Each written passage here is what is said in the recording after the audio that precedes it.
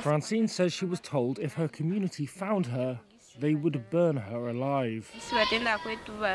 Like the other roughly 60 children at this shelter in Democratic Republic of Congo, the 15-year-old had been accused of witchcraft.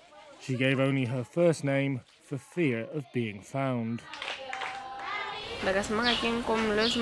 My mother's younger sister had died, and they said that it was me who killed her.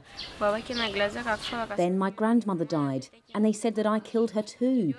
Then, when my friend Glady's father died, they said that I killed him. She sought refuge at Eka Bana, which opened a year ago through funding from Caritas.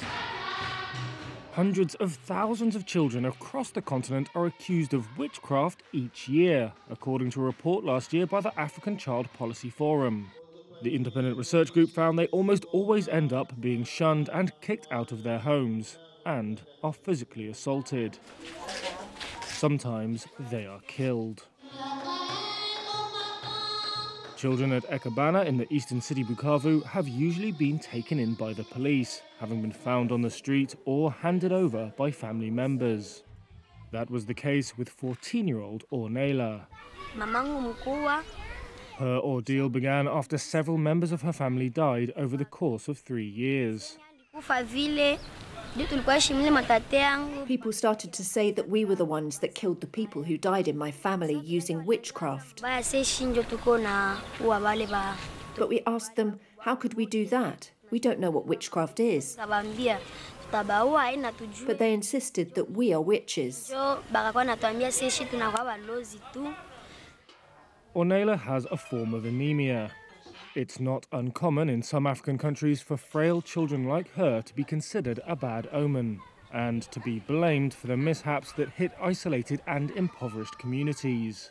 Eka Bana director Natalia Isela says it is often evangelical pastors who convince followers that a witch in their family is causing problems. That, she says, is when the children are abandoned.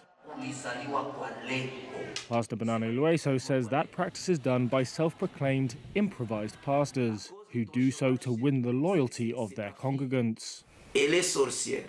Such religious figures are false, says Petroni Kangela, head of social and humanitarian affairs in South Kivu province, because they divide families and make children suffer. For Ornella, the big difference, she says, is that in her home village they did not know how to protect the rights of a child. But now, away from the hushed rumours, she's free to enjoy the simple pleasure of playing.